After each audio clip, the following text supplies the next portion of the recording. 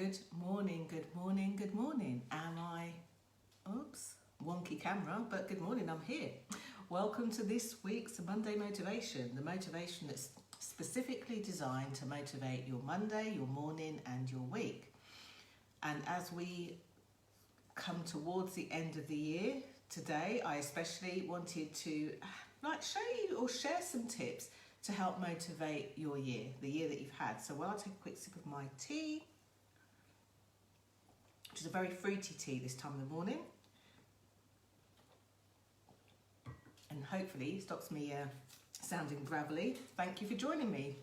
Thank you for those of you who've hopped on live. Now, what we're going to talk about today. Today, we are going to talk about how to motivate your year. And what do I mean by that? You know, much like Mondays gets a bad reputation. Hey, good morning, Eunice Lemon. So, who is saying good morning? Jenny Kovacs. Morning. So, a bit like Mondays, I think 2020 has got a really, really bad rap, don't you? I mean, what an unbelievable year it has been, eh? When we think about it. And I think that we can either go out of this year, and I know it's not over yet, but we can either end this year with a, oh, wasn't it awful, and kind of leave a bad taste in 2020's mouth, or we can mine the goal. Now, I don't say this glibly, you know, there was a saying that I saw, I think the Financial Times used this first, I'm not sure, but it was something like, we're not all in the same boat, but we're in the same storm. And what has been really interesting to me is how we are all in the same storm and how some of us have weathered the storm or not. And as I say, I don't say this glibly, you know, throughout the last 10 months or so, the whole world, every single industry, every single person has been touched or struggled with what's gone on globally, or has been worried about at some point, or wish things were different at some point with what has happened globally. So, you know, I don't take that lightly at all. In fact, last time I saw the lovely Eunice in the flesh was at a friend of ours' funeral. And I don't know if you remember this, Eunice, but how we all vowed, hey, morning, Ivona, morning. And how we all vowed that we would definitely see more of each other. Little did we know that like 4 weeks later, this would happen. And the reason I share that with you is because I'm going to share 4 tips this morning. I'll try and keep this short and sweet to honour your time, because I know that for those of you celebrating Christmas, you're now descending into the mad panic of Christmas, the last minute shopping, getting the food ready, you know, all that kind of stuff. So, yeah, I'm going to share 4 things that have come up, and they haven't just come up for me, I'm only human too. When I have been private coaching clients, and obviously I'm not going to say this person said this person said that, but it's like a theme that has been coming up a lot. So this would be a useful one to share. So hands up if you have heard kind of any of the following, and I'm looking like that because I'm in front of my whiteboard this morning, and I've written down 4 things. It's like 4 themes that came up either in private coaching. I have been delivering some corporate training online, of course, socially distanced. I've been giving some talks online, of course, and speaking to senior management, senior leadership teams, executives, director level, as well as senior management level, as well as, you know, for those of you hard-working employees who roll your sleeves up and go into work, and also quite a few business owners who, whilst we've all been affected by the pandemic, I think of the events industry, the travel industry, who have, you know, been brought to their knees in this as well, to name but a few. So there are 4 things that I want to cover today. I want to cover what's the point of setting goals? That one. I want to cover ways that you can look back at 2020 and get some juice from it, you know, not just think about, oh gosh, it was a write-off, but, you know, there's been some great things that have happened too. You know, I've already told you, you know, February started the funeral of a friend, and I also lost 2 other friends to cancer later on in the year. So I'm not being glib about this. I'm not getting you to bury your head in the sand. I'm not pretending, you know, like, oh, this year has gone smoothly. I know that for many of you, that, you know, it's affected your world. You know, for many of you, you had big occasions, big events planned, and they didn't go to plan, or they had to be changed or cancelled. I know some of you lost loved ones. You know, I know many of you have been through struggles that the world don't see. So this is for you, because I think next Monday is a bank holiday, so I won't be live, although I might sort of post up a video or something like that, schedule a video if you want to watch it later in the day. Oh, and speaking of next week, if you're connected with me on LinkedIn, go and have a look at my latest LinkedIn post. I am inviting you, it's a nice and easy 4 o'clock in the afternoon, but I'm inviting you to something that I felt really compelled to put on the 30th of December. So after the Christmas, kind of, you know, the official Christmas madness, but just before the new year, because I think it will self-motivate, inspire many of you just to kind of have your plan B, C's and D's out there and ready to go. So, okay, I want to say why am I the person doing this, but you'll know that I've done 4.5 years of Monday Motivation officially live online, and I've been rolling out Monday Motivation since 2008. So I feel pretty qualified to do this, and as well as my work with clients, thousands of clients and hundreds of companies. That's all I'm going to say. And Gina G, morning all, hope you're well. Blessings for your week, thank you. And I imagine that Gina G is on her walk as we speak. So here are 4 things that you can do to really kind of like round up your year, help it to make sense. And here's why this is important. Quite often, when we focus forward to the future, we can start to feel anxious. I caught myself in this. Oh my gosh, Christmas Day, have I got all the food that I need? And have I done this and have I done that? And it can actually induce a little bit of anxiety, which is not really what we want, little or otherwise.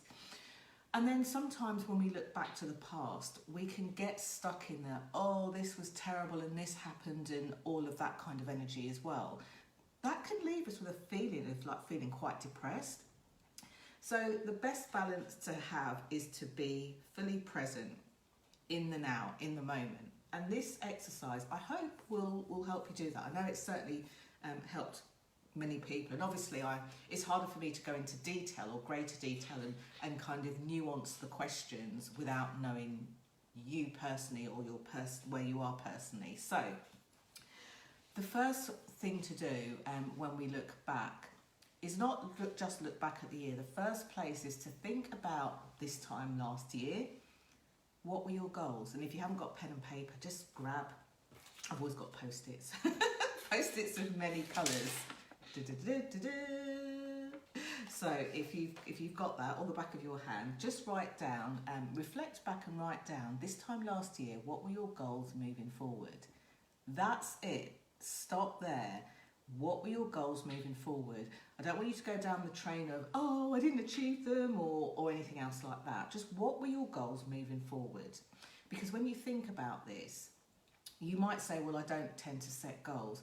You would have had intentions, you would have had plans, you would have had thoughts of things that you might quite like to do count as a goal as well. So what were they?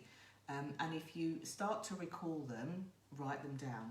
Maybe you have a dictionary or a diary or a notebook or something like that. So what were your goals? What were your 2020 goals? What did you go into the year thinking, this year I want to do that? You know, I alluded, like one of my goals, which wasn't an official kind of goal setting goal, was having seen the lovely coaches that I worked with as part of a team to say, you know what, wouldn't it be great for us to all catch up more often, even go away and have a laugh, because we do laugh a lot when we're all together.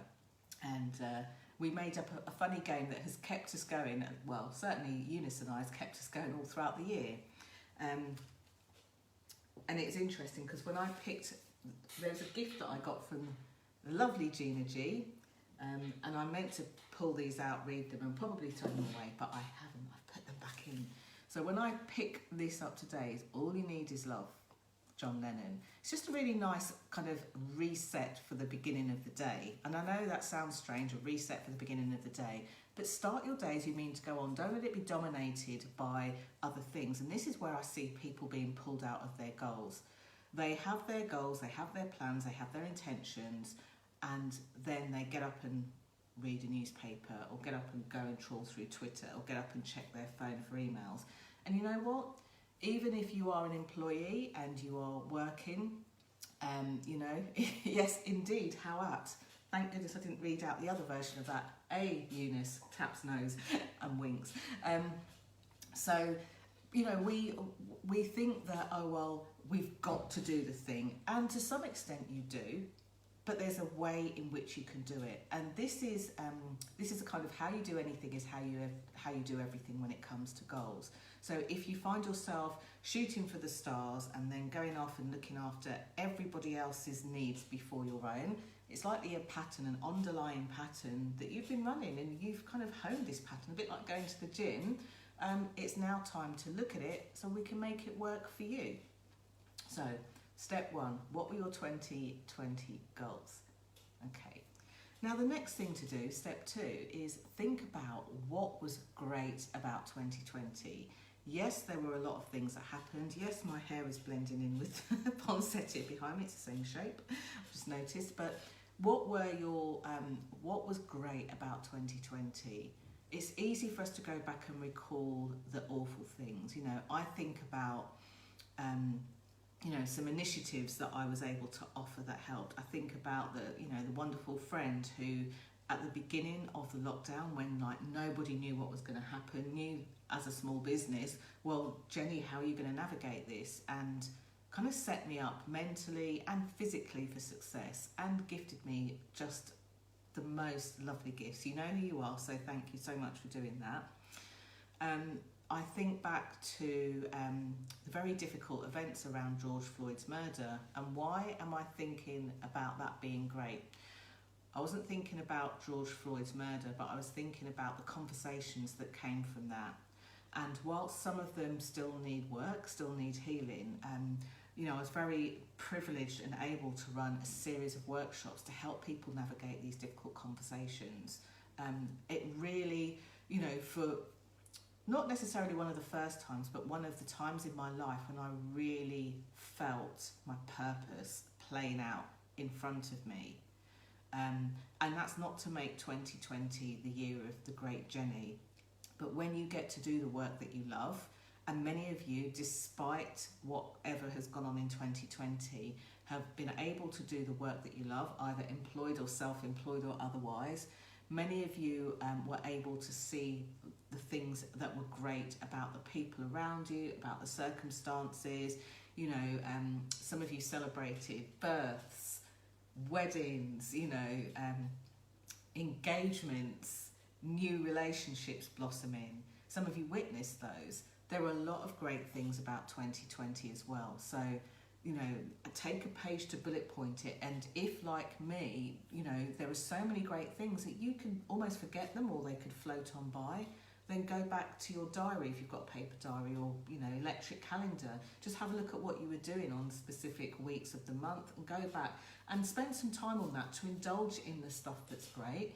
It really will flood your body with feel good, like the feel good vibes. So look back at that.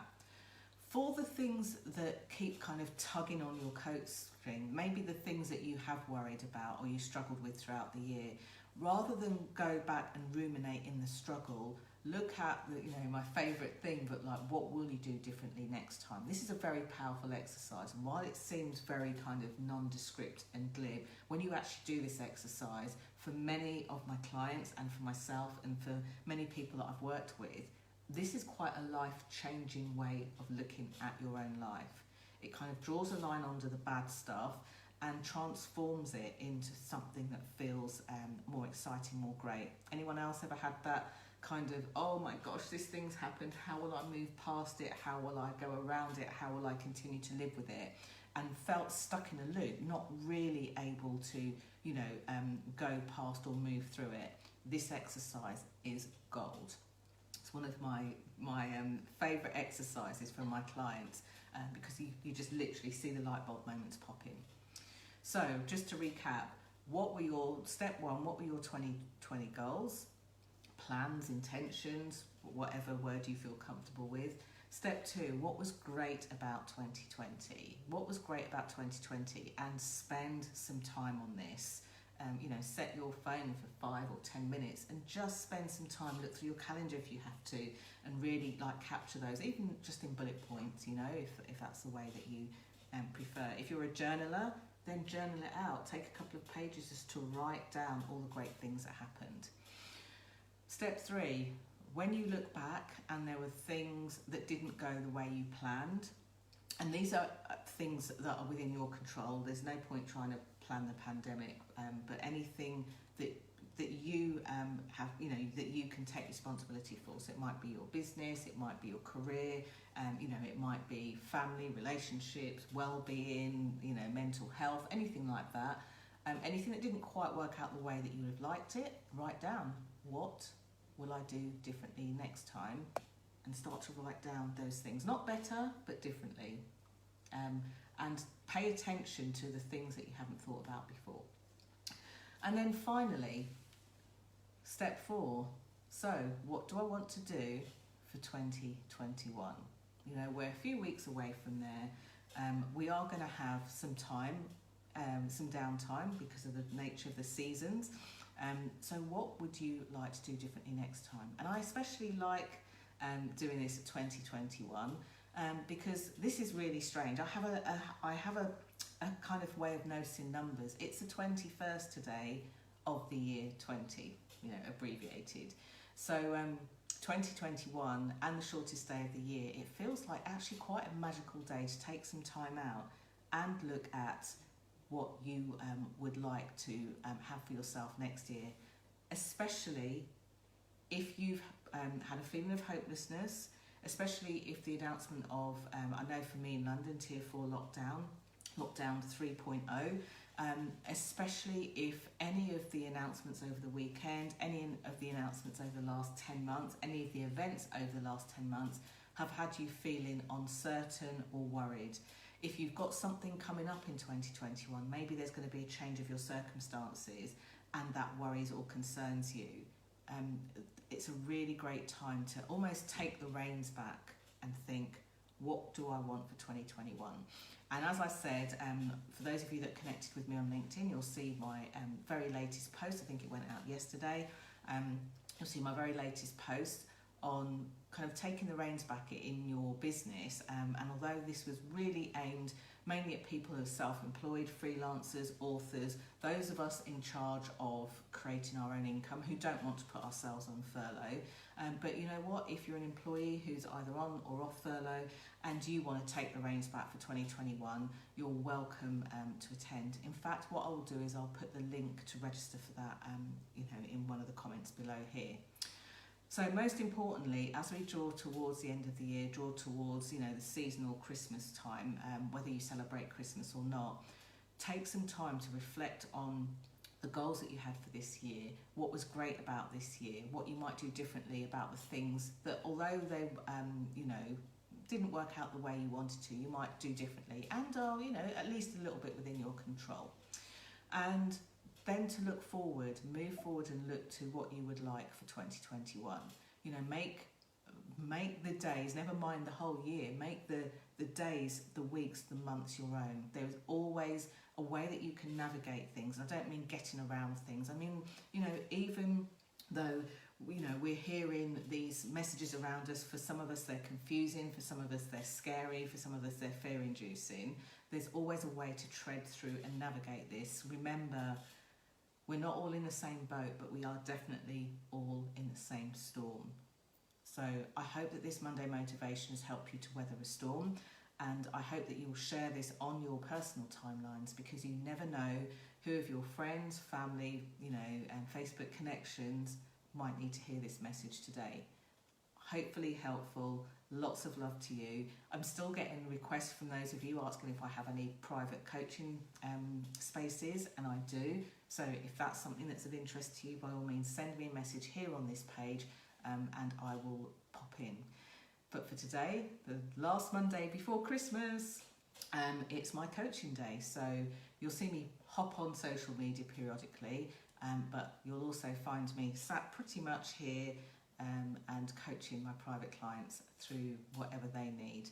Thank you so much for joining me. Special shout out to Ivona, who was saying hello there. Special shout out for all of you who are watching, but live, Ivona and Eunice. Have an absolutely gorgeous day. Lots of love to you, and speak to you very soon back here on this page. Bye for now.